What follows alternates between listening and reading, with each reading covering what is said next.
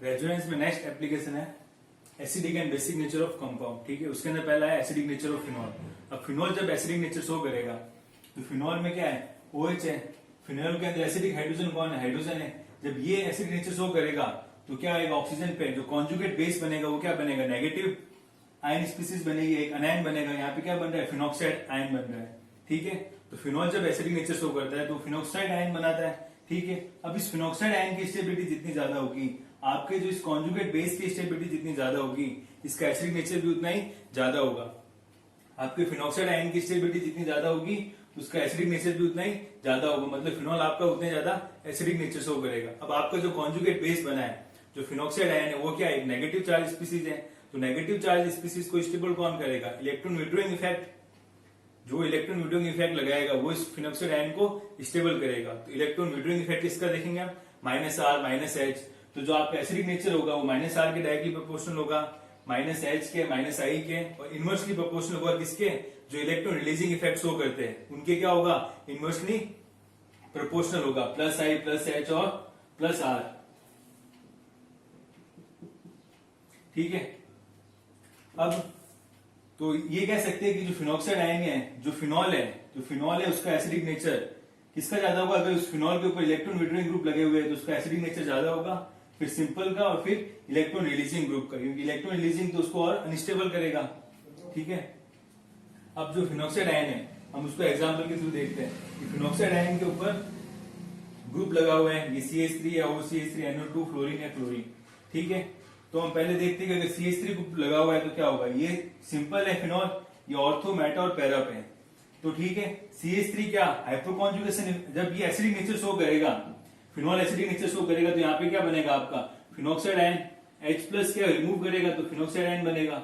जब भी आपको एसिडिक नेचर शो कराने का बोल रहा है तो आपको क्या करना है, उसका H+ रिमूव करके आप उसका कॉन्जुगेट बेस बनाना है। तो फिनॉल का कॉन्जुगेट बेस क्या बन गया, फिनॉक्साइड आयन। और फिनॉक्साइड आयन आपका क्या, नेगेटिव चार्ज स्पीसीज है। इसको स्टेबल कौन करेगा, इलेक्ट्रॉन विड्रॉइंग, बट यहाँ पे तो इलेक्ट्रॉन रिलीजिंग ग्रुप लगा हुआ है। ठीक है, तो इन चारों में से मोर एसिडिक तो कौन होगा, सिंपल वाले मोर एसिडिक होगा, क्योंकि सिंपल वाले पे एक भी इलेक्ट्रॉन रिलीजिंग ग्रुप नहीं लगा हुआ है। अब इन तीनों की बात करते हैं, ऑर्थो, मेटा और पैरा पे। तो CH3 का क्या लगता है, +H हाइड्रोकॉन्जुगेशन लगता है। ठीक है, मेटा पे ऑर्थो और पैरा पे तो क्या लगेगा, हाइड्रोकॉन्जुगेशन। हमने सम की पॉइंट में क्या पढ़ा था कि हाइड्रोकॉन्जुगेशन रेजोनेंस की तरह ही वर्क करता है। हाइड्रोकॉन्जुगेशन जस्ट लाइक रेजोनेंस। तो रेजोनेंस भी ऑर्थो और पैरा पे वर्क करता है, कभी भी मेटा पे वर्क नहीं करता। तो हाइड्रोकॉन्जुगेशन भी ऑर्थो और पैरा पे वर्क करेगा, मेटा पे वर्क नहीं करेगा। तो मेटा पे CH3 पे क्या लगेगा, +I इफेक्ट। ठीक है, अब आपको स्टेबिलिटी देखनी है फिनॉक्साइड आयन की। तो +H क्या होता है, डोमिनेंट होता है इंडक्टिव इफेक्ट से। तो +H तो इसको ज्यादा अनस्टेबल करेगा कंपेयर टू +I। तो सबसे पहले क्या देखा था, +I के इनवर्सली प्रोपोर्शनल होगा। तो +I सब इन दोनों के कंपेरिजन में मेटा वाला ज्यादा आपका मोर एसिडिक होगा, तो मेटा आ जाएगा। अब ऑर्थो और पैरा में बात करें, ऑर्थो और पैरा के अंदर जब हाइड्रोकॉन्जुगेशन दोनों का इक्वल इंटेंसिटी से वर्क कर रहा है ऑर्थो और पैरा पे, तो फिर क्या देखेंगे, इंडक्टिव इफेक्ट। और इंडक्टिव इफेक्ट क्या होता है, डिस्टेंस पे डिपेंड करेगा। तो ऑर्थो पे इंडक्टिव इफेक्ट ज्यादा लगेगा कंपेयर टू पैरा। ऑर्थो पे इंडक्टिव इफेक्ट ज्यादा लगेगा कंपेयर टू पैरा, क्योंकि ऑर्थो में पास में CH3, पैरा में दूर पर है। तो ऑर्थो वाला आपका जो फिनॉक्साइड आयन है वो ज्यादा अनस्टेबल होगा कंपेयर टू पैरा। तो मेटा, पैरा और ऑर्थो आ जाएगा फिर। ठीक है, समझ आ गया आपको, फिनॉक्साइड आयन की स्टेबिलिटी निकालनी थी।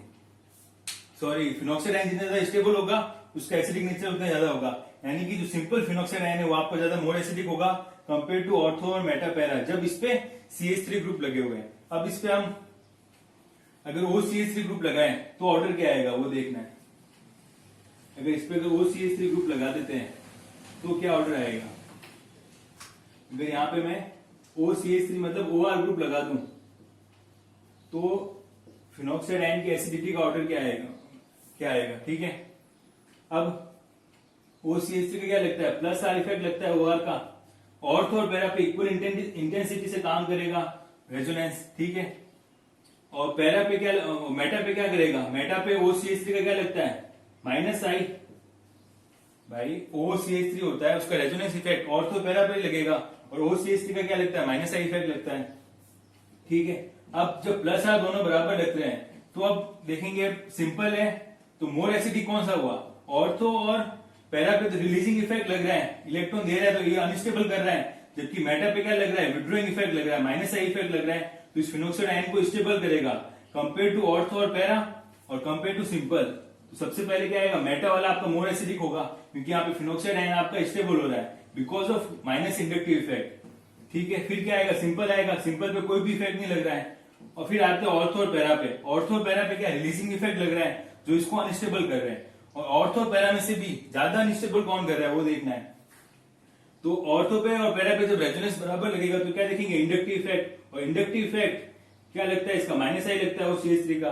तो ऑर्थो पे ज्यादा लगेगा कंपेयर टू पैरा के। तो ज्यादा स्टेबल कौन कर रहा है इसको, ऑर्थो वाला। तो ऑर्थो और फिर पैरा। आगे समझ में, ऑर्थो और पैरा पे रिलीजिंग इफेक्ट दोनों का इक्वल लग रहा था तो इंडक्टिव इफेक्ट देखा। तो माइनस आई इफेक्ट ऑर्थो पे ज्यादा लगता है compare to para. Inductive effect क्या होता है, डिस्टेंस पे डिपेंड करता है। क्या था, इप्सो ऑर्थो मेटा और पैरा। तो ऑर्थो पे ज्यादा लगेगा, तो पैरा के कंपेरिजन में ऑर्थो वाला जो फिनोक्साइड आयन होगा वो ज्यादा एसिडिक होगा। कब, जब इन पे OCH3 ग्रुप लगे हुए हैं। ठीक है, आगे अब फ्लोरीन और क्लोरीन की, NO2 की बात कर लेते हैं और क्लोरीन की।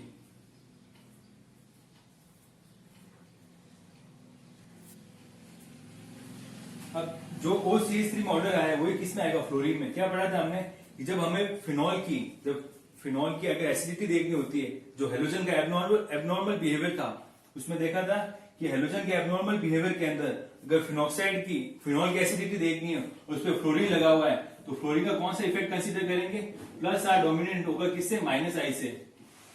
हेलोजन के एबनॉर्मल बिहेवियर में देखा था कि जब फिनॉल की एसिडिटी देखनी हो या एनिलीन की बेसिसिटी देखनी हो या कार्बोकेटायन की स्टेबिलिटी और कार्बोनाइन की स्टेबिलिटी देखते हैं तो हेलोजन में जो फ्लोरीन अगर ग्रुप लगा हुआ है सब पे तो फ्लोरीन का प्लस आर कंसीडर करेंगे कंपेयर टू इंडक्टिव माइनस आई के। तो फ्लोरीन का अगर प्लस आर लगाएंगे हम तो वो भी OCH3 की तरह बिहेव करेगा।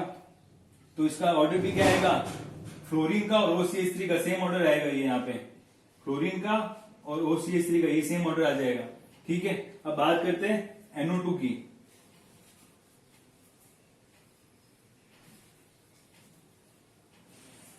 अगर NO2 ग्रुप लगा रहे हो आप इसके ऑर्थो पे, मेटा पे और पैरा पे, तो आपका एसिडिटी का ऑर्डर क्या आएगा। ठीक है,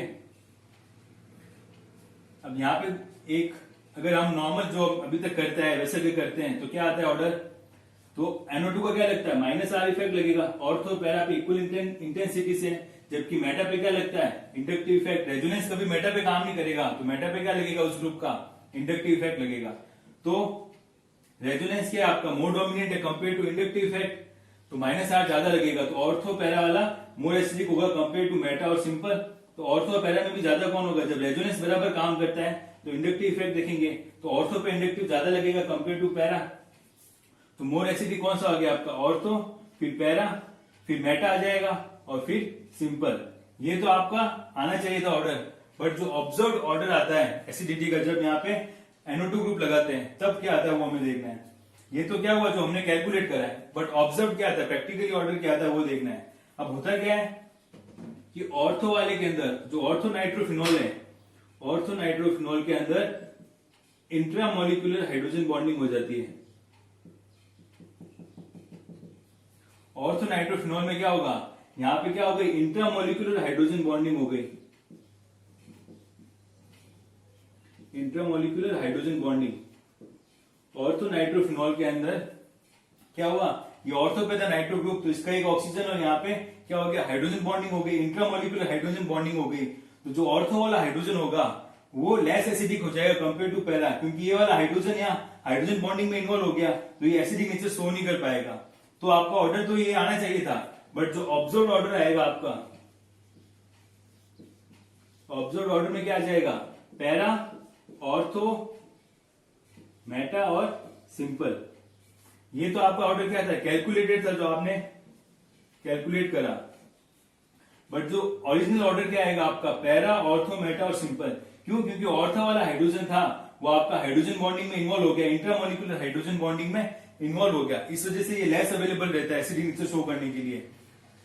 इसलिए फिर क्या आ जाएगा आपका, पैरा, ऑर्थो, मेटा और सिंपल। ये एसिडिक नेचर आ जाएगा जब यहाँ पे नाइट्रो ग्रुप लगा हो। ये एक्सेप्शनल केस है, इंपोर्टेंट है बहुत। ठीक है, अब बात करते हैं कि क्लोरीन लगा होगा तो हम कैसे निकालेंगे।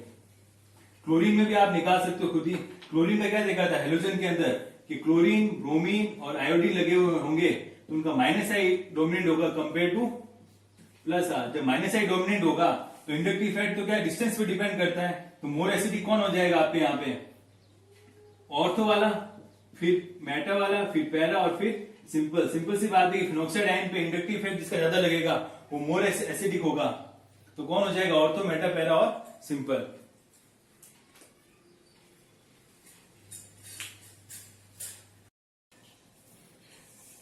ये सवाल है, आपको खुद ट्राई करना है, ठीक है। तो यहाँ पे आपको एसिडिटी का डिक्रीजिंग ऑर्डर बताना है। सबसे पहले एसिडिक नीचे शो करेगा फिनोल, तो क्या बनेगा फिनोक्साइड आयन। तो सबका आपको क्या बनाना है, फिनोक्साइड आयन बनाना है H प्लस रिमूव करके। कॉन्जुगेट बेस क्या बनेगा, फिनोक्साइड आयन। और कॉन्जुगेट बेस जितना ज्यादा आपका स्टेबल होगा वो उतने ज्यादा एसिडिक होगा। और कॉन्जुगेट बेस स्टेबल कब होगा, जब उस पर इलेक्ट्रॉन विड्रॉइंग ग्रुप लगे हुए हो। तो वो आपको ग्रुप आइडेंटिफाई करना है, किस पे कौन सा, किस ग्रुप का किस पे क्या इफेक्ट लग रहा है। CF3 का क्या लगता है plus, sorry minus H। CD3 का क्या लगता है प्लस H। OR का क्या लगता है प्लस R। क्लोरीन का क्या लगता है जब फिनोक्साइड आयन में देखते हैं माइनस I। CF3 का क्या लगेगा माइनस H और NO2 का क्या लगेगा माइनस R। ठीक है, तो आपने देख लिया कि भाई कौन से ग्रुप का क्या इफेक्ट लग रहा है। तो फिनोक्साइड आयन की एसिडिटी किसके प्रोपोर्शनल होती है, directly proportional to minus R, फिर माइनस H, फिर माइनस I, फिर inversely proportional to plus I, फिर प्लस H और फिर प्लस R। तो इनमें से मोर एसिडिक कौन सा होगा जिसपे माइनस R इफेक्ट लग रहा है, NO2 ग्रुप का माइनस R लग रहा है, तो मोर स्टेबल मोर एसिडिक कौन हो जाएगा 6 वाला।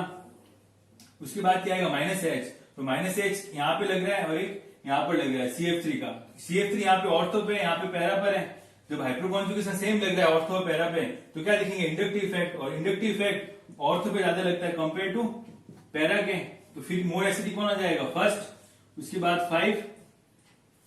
अब माइनस एच के बाद क्या आएगा माइनस आई। माइनस आई यहाँ पे एक का ही लग रहा है क्लोरीन का, तो 4। उसके बाद प्लस एच। उसके बाद क्या आएगा प्लस एच वाला आएगा, प्लस आई तो है नहीं, प्लस एच CD3 का लग रहा है सेकेंड। और उसके बाद प्लस आर थर्ड। तो ये आपका ऑर्डर आ जाएगा। जब आप ग्रुप आइडेंटिफाई करोगे किसका क्या इफेक्ट लग रहा है, तो ऑर्डर लिखना, एसिडिक ऑर्डर लिखना बहुत इजी हो जाएगा। तो ये वाला अगला नेक्स्ट सवाल आप खुद ही करें।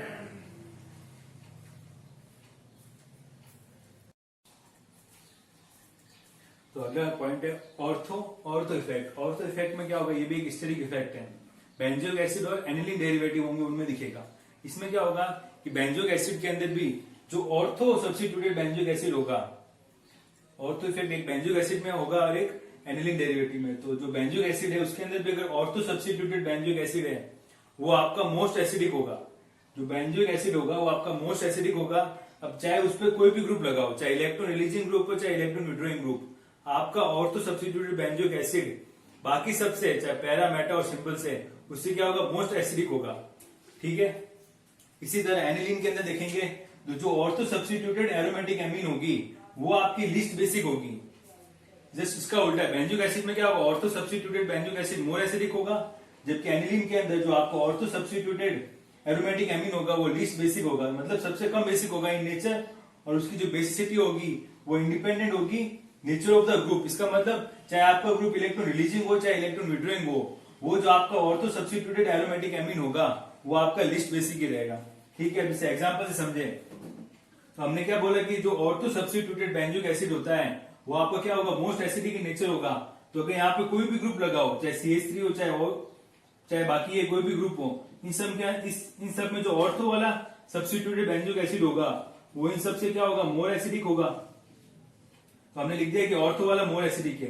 अब बात करेंगे मेटा, पैरा और सिंपल की। ठीक है, अब जब ये एसिडिक नेचर शो करेगा बेंजोइक एसिड, तो इसका जो एसिडिक हाइड्रोजन है वो रिमूव होगा यहाँ से और क्या आएगा माइनस आएगा, H प्लस की फॉर्म में रिमूव होगा। अगर ये सिंपल है और एक यहाँ पे मेटा पे सॉरी ऑर्थो, तो ऑर्थो वाला मोर एसिडिक होगा, फिर मेटा वाला और फिर पैरा वाला।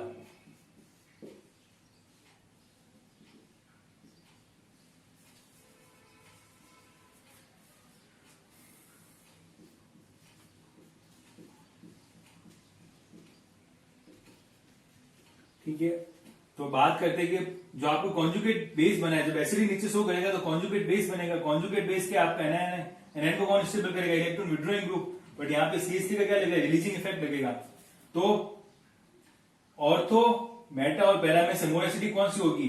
सिंपल वाली, क्योंकि सिंपल पे इलेक्ट्रॉन रिलीजिंग इफेक्ट नहीं लग रहा है, जबकि इन दोनों पे रिलीजिंग लग रहा है। यहाँ पे मेटा पे कौन सा इफेक्ट लगेगा? प्लस आई, जबकि पैरा पे कौन सा लगेगा? Plus H. तो मोर एसिडिक कौन हो जाएगा आपका? मेटा और पैरा में से मेटा वाला मोर एसिडिक होगा, क्योंकि यहाँ पे सिर्फ ओनली प्लस आई लग रहा है, जबकि यहाँ पे तो प्लस एच लग रहा है। फिर क्या आ जाएगा? पैरा। आया समझ में आपको? तो जो ऑर्थो सब्स्टिट्यूटेड बेंजोइक एसिड है वो मोर एसिडिक होगा। और बाद में बाकी मेटा, पैरा और सिंपल का एसिडिक नेचर कैसे कैलकुलेट करना है वो हमें पता है कि रेजोनेंस वाला इफेक्ट लगा के देखना है कि ऑर्थो और पैरा पे रेजोनेंस इक्वल इंटेंसिटी से वर्क करेगा, और फिर इंडक्टिव इफेक्ट देख लेंगे। ठीक है, तो यहाँ पे क्या आ जाएगा? Simple, Meta, para. इसी तरह अगर हम आगे बात करें तो आपको क्या करना है? जो ऑर्थो वाला बेंजोइक एसिड होगा वो आपको मोर एसिडिक होगा। उसके बाद बाकी बेंजोइक एसिड के अंदर जैसे हम कॉन्जुगेट बेस की स्टेबिलिटी चेक करते हैं, वैसे यहाँ पे चेक करके निकालना एसिडिक नेचर। ठीक है, अब आप इसको वर्बली भी सॉल्व कर सकते हो। अब ये है आपका, अगर इस पे OCH3 ग्रुप लगा हुआ होता तो ऑर्थो वाला मोर एसिडिक हो गया।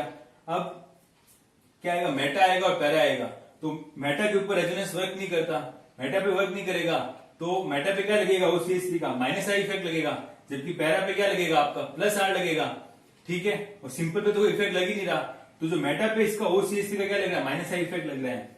मेटा के ऊपर मेटा पे OCH3 लगा हुआ है, तो OCH3 का क्या लगेगा? माइनस आई इफेक्ट लगेगा। तो माइनस आई इफेक्ट इसको क्या करेगा? स्टेबल करेगा। ठीक है, तो क्या आ जाएगा? मेटा, उसके बाद सिंपल, और पैरा पे इस OCH3 का क्या लगेगा? अगर पैरा पे है OCH3, पैरा पे तो क्या लग रहा है? Plus are. प्लस आर तो इसको और अनस्टेबल कर रहा है, तो पैरा क्या आ जाएगा? सबसे लास्ट में आ जाएगा।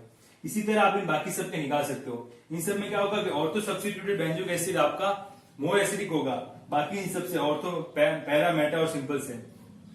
इसी तरह यहाँ पे अगर एनिलीन की बात करेंगे तो ऑर्थो वाला होगा वो आपका लीस्ट बेसिक होगा। ऑर्थो वाला आपका क्या है? लीस्ट बेसिक है। तो जो ऑर्थो सब्स्टिट्यूटेड आपका एनिलीन होगा उसको क्या रखना है आपको? लीस्ट बेसिक, मतलब सबसे कम बेसिक वो रहेगा। और बाकी सबकी बेसिसिटी हम कैसे कैलकुलेट करते हैं वैसे यहाँ पे कैलकुलेट करनी है। अगर यहाँ पे आपका NH2 है, ठीक है, बेसिक नेचर शो करेगा, तो यहाँ पे कॉन्जुगेट एसिड इसका positive charge basic nature show करेगा, मतलब OH+ ले रहा है, इससे पॉजिटिव चार्ज आ जाएगा। अगर यहाँ पे CH3 ग्रुप लगा हुआ है, कहां पर? मेटा पर। ठीक है, तो CH3 का क्या लगेगा? प्लस आई, और एक पैरा पे लगा हुआ है, पैरा पे CH3 लगा हुआ है, तो पैरा पे CH3 का क्या लगेगा? Plus H. ओके, और सिंपल जो एनिलीन होगा उसके ऊपर तो कोई इफेक्ट नहीं लग रहा है। जो कॉन्जुगेट आपका इसने बेसिक नेचर शो करा, तो कॉन्जुगेट बेस बना। कॉन्जुगेट बेस क्या आपका? एक पॉजिटिव चार्ज स्पीसीज है। पॉजिटिव चार्ज स्पीसीज को कौन स्टेबल करेगा? Electron releasing effect. तो इलेक्ट्रॉन रिलीजिंग यहाँ पे CH3 का प्लस आई लग रहा है और प्लस एच, तो ज्यादा स्टेबल कौन करेगा? प्लस एच वाला। तो यहाँ पे क्या जाएगा? पहले पैरा वाला, फिर मेटा वाला, फिर सिंपल और फिर ऑर्थो, ऐसे निकालना है। इसी तरह अगर OCH3 लगा हुआ है तो OCH3 अगर आपका मेटा पे लगा हुआ है और एक पैरा पे लगा हुआ है OCH3, तो OCH3 का मेटा पे तो रेजोनेंस नहीं लगेगा, इंडक्टिव इफेक्ट लगेगा, तो माइनस आई हो जाएगा। और पैरा पे OCH3 का क्या लगता है? Plus R effect. तो plus R resonance, electron releasing effect लग रहा है, तो इसको क्या करेगा? स्टेबल करेगा कॉन्जुगेट बेस को। तो पहले क्या आ जाएगा? यहाँ पे पैरा आ जाएगा। ठीक है, फिर मेटा पे तो क्या लग रहा है? इसका विड्रॉइंग इफेक्ट लग रहा है, मेटा वाला तो इसको अनस्टेबल कर रहा है। पैरा के बाद क्या आएगा? सिंपल, फिर मेटा, फिर लास्ट में ऑर्थो। ऑर्थो वाला हमेशा आपका लिस्ट बेसिक रहेगा। इसी तरह आप इन बाकी सब का भी ऑर्डर लिख सकते हो। ठीक है, तो ये था ऑर्थो इफेक्ट।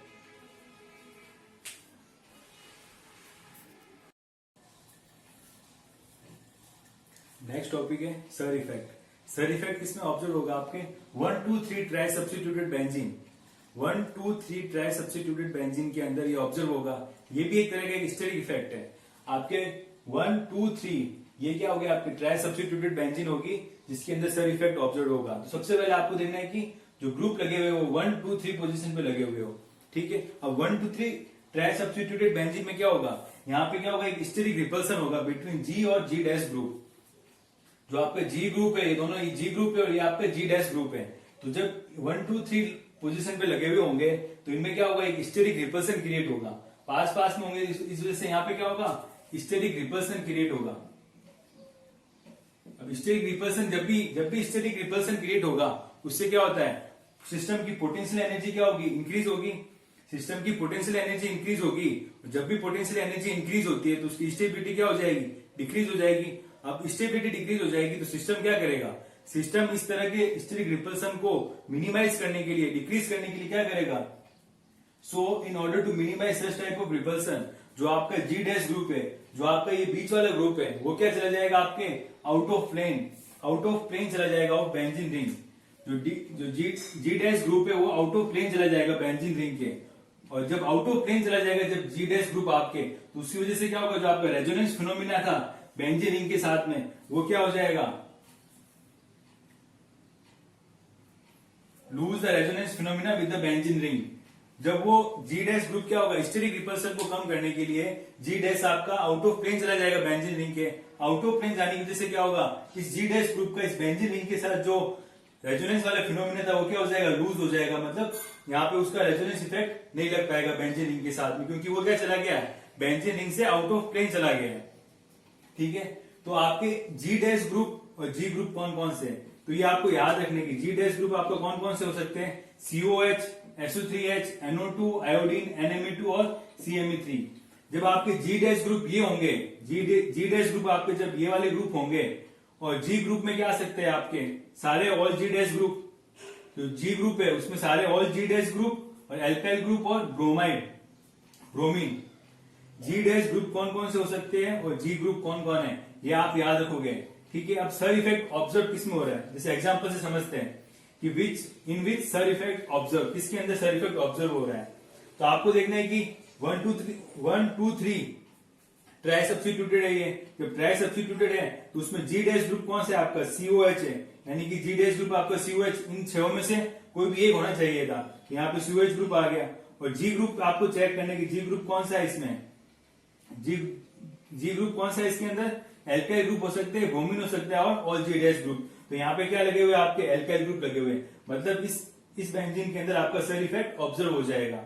ठीक है, तो इसमें आपको सर इफेक्ट ऑब्जर्व होगा। इसी तरह नेक्स्ट एग्जांपल में देखें तो यहाँ पे जी डैश ग्रुप क्या है आपका, हमेशा ध्यान रखना है कि जी ग्रुप साइड वाले होंगे और बीच वाला ग्रुप क्या होगा आपका, जी डैश ग्रुप होगा।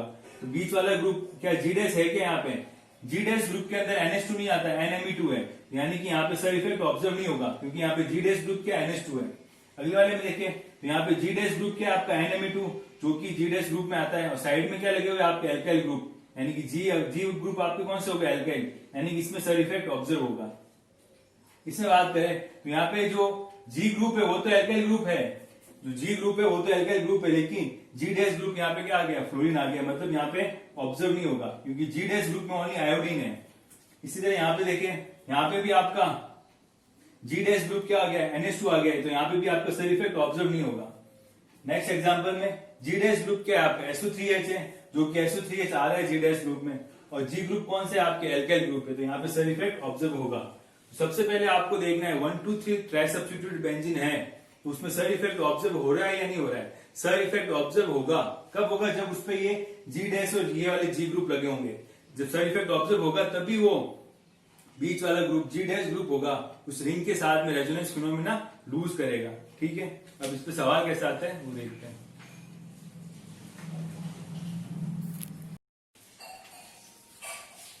तो कुछ सवाल है सर इफेक्ट के ऊपर, उनको सॉल्व करते हैं। पहला सवाल है कि CI बॉन्ड लेंथ किसमें ग्रेटर है, दो आयोडीन है, आयोडीन ए और आयोडीन बी, तो पूछा है कि दोनों आयोडीन में से बॉन्ड लेंथ किसकी ज्यादा होगी। ठीक है, अब आपको देखना है कि NO2 आयोडीन और NO2 ये आपके क्या है, 1 2 3 ट्राई सब्स्टिट्यूटेड है, 1 2 ट्राई सब्स्टिट्यूटेड है। तब आपको देखना है कि आपके अंदर जो आपके जी डैश ग्रुप है और जी ग्रुप है वो इसमें है कि नहीं। तो जी डैश ग्रुप कौन कौन से थे आपके, जी डैश में आपके COH, SO3H, आयोडीन, NMe2 और CMe3, ठीक है, और NO2, यही तो आपके थे जी डैश ग्रुप। और जी ग्रुप में क्या थे, सारे जी डैश ग्रुप और एल्काइल, सारे एल्काइल ग्रुप और ब्रोमीन थे। तो देखो आयोडीन आपका क्या आ गया, जी डैश ग्रुप है, आयोडीन आपका क्या है, जी डैश ग्रुप है, और NO2 क्या हो गया आपके, जी ग्रुप। जी ग्रुप में सारे जी डैश ग्रुप आते हैं और एल्काइल ग्रुप और ब्रोमीन आता है, तो आयोडीन आपका क्या हो गया, जी डैश ग्रुप है, मतलब यहाँ पे आपका सर इफेक्ट लगेगा। जब सर इफेक्ट लगेगा तो बीच वाला ग्रुप आपका क्या होगा, आउट ऑफ प्लेन चला जाएगा, यानी कि रेजोनेंस में इन्वॉल्व नहीं होगा। जब ये रेजोनेंस में इन्वॉल्व नहीं होगा तो ये क्या हो गया, आयोडीन आपका यहाँ पे क्या हो गया, आउट ऑफ प्लेन चला गया, आउट ऑफ प्लेन चला गया। तो यहाँ पे क्या है, नो रेजोनेंस, रेजोनेंस में इन्वॉल्व नहीं होगा। जबकि इस वाले आयोडीन के अंदर जो लोन पेयर है वो रेजोनेंस में इन्वॉल्व हो रहे हैं, वो क्या हो रहे हैं, रेजोनेंस में इन्वॉल्व हो रहे हैं। तो क्या हुआ, इस वाले आयोडीन के अंदर आपके पार्शियल डबल बॉन्ड कैरेक्टर आ जाएंगे, इस वाले आयोडीन के अंदर आपके पार्शियल डबल बॉन्ड कैरेक्टर आ जाएंगे, यहाँ पे डबल बॉन्ड आ जाएगा। जबकि ये वाला आयोडीन आपका क्या आ गया, आउट ऑफ प्लेन चला गया, तो ये सिंगल बॉन्ड ही रहेगा। तो जिसका बॉन्ड ऑर्डर ज्यादा होता है उसकी बॉन्ड लेंथ क्या हो जाती है, कम हो जाती है। जिसका बॉन्ड ऑर्डर ज्यादा होता है उसकी बॉन्ड लेंथ कम हो जाती है। तो इस वाले आयोडीन का, आयोडीन ए का बॉन्ड ऑर्डर बढ़ गया, सिंगल बॉन्ड से डबल बॉन्ड हो गया ड्यू टू रेजोनेंस। जबकि आयोडीन बी के अंदर रेजोनेंस हो नहीं रहा है, तो आउट ऑफ प्लेन है ये, तो यहाँ पे सिंगल बॉन्ड ही है। तो बॉन्ड लेंथ किसकी ज्यादा होगी, आयोडीन बी की ज्यादा होगी bond length compare to iodine A. तो यहाँ पे देखा कि सर इफेक्ट का एप्लीकेशन कैसे काम कर रहा है। 1 2 3 ट्राई सब्स्टिट्यूटेड था और जी डैश ग्रुप ये था, बाकी दो जी ग्रुप थे। सर इफेक्ट की वजह से ये वाला ग्रुप आउट ऑफ प्लेन चला जाता है, रेजोनेंस नहीं होगा, इसमें रेजोनेंस नहीं होगा, तो यहाँ पे आपका ये सिंगल बॉन्ड ही रहेगा। इसी तरह नेक्स्ट सवाल में देखते हैं कि which one of the following is more basic. आपको ये पेयर दे रखे, इन पेयर में बताना है कि मोर बेसिक कौन सा है, ठीक है। तो फर्स्ट एग्जांपल में देखते हैं कि यहाँ पे हाँ बेसिसिटी कौन शो करेगा, नाइट्रोजन के लोन पेयर शो करेंगे यहाँ पे। तो यहाँ पे इस एमीन के ऊपर NO2 को कौन सा इफेक्ट लग रहा है, -R इफेक्ट लग रहा है, ठीक है। ये तो क्या करेगा, इस लोन पेयर को डीलोकलाइजेशन में और ज्यादा इन्वॉल्व करेगा। NO2 का क्या लग रहा है, विड्रोइंग इफेक्ट लग रहा है, तो ये लोन पेयर को और ज्यादा खींचेगा अपनी तरफ, इसका विड्रोइंग इफेक्ट ज्यादा लगेगा। लेकिन यहाँ पे बात करें तो NMe2 आपका क्या आता है, जी डैश ग्रुप में आता है NMe2, और NO2 भी क्या आ गया आपका, जी ग्रुप में आ गया। जितने भी जी डैश ग्रुप होते हैं वो आपके जी ग्रुप में आते हैं। तो यहाँ पे क्या हो गया आपका 1 2 3 ट्राई सब्स्टिट्यूटेड हो गया। यहाँ पे क्या लग जाएगा, सर इफेक्ट। जैसे ही सर इफेक्ट लगेगा तो ये वाला जो ग्रुप है, ये वाला ग्रुप क्या चला जाएगा, आउट ऑफ प्लेन। ओपीपी का मतलब क्या, आउट ऑफ प्लेन चला जाएगा। तो इसमें क्या होगा, यहाँ पे भी नो रेजोनेंस। ये वाला ग्रुप क्या हो गया आपका, जी डैश ग्रुप हुआ, स्टेरिक रिपल्सन की वजह से ये ग्रुप आउट ऑफ प्लेन चला जाएगा, आउट ऑफ प्लेन चला जाएगा।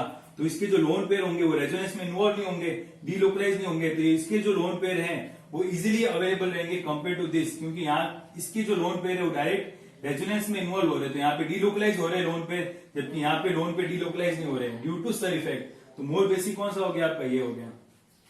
इसी तरह सेकंड में बात करें कि इन दोनों में से मोर बेसिक कौन सा है, ठीक है। यहाँ पे भी NO2 का क्या लग रहा है, -R इफेक्ट लग रहा है, लोन पे यहाँ पे डीलोकलाइजेशन में इन्वॉल्व हो रहे हैं।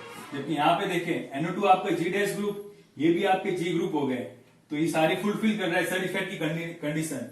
सर इफेक्ट में क्या आता है, जी डैश ग्रुप होना चाहिए और जी ग्रुप कौन कौन से होने चाहिए, तो ये फुलफिल कर रहा है सर इफेक्ट की कंडीशन। तो यहाँ पे सर इफेक्ट लगेगा। तो सबसे पहले आपको देखना है कि सर इफेक्ट है कि नहीं है। सर इफेक्ट यहाँ पे लगेगा, सर इफेक्ट लगेगा तो ये जो NO2 है आपका आउट ऑफ प्लेन चला जाएगा, और यहाँ पे नो रेजोनेंस, मतलब रेजोनेंस में इन्वॉल्व नहीं होगा ये ग्रुप।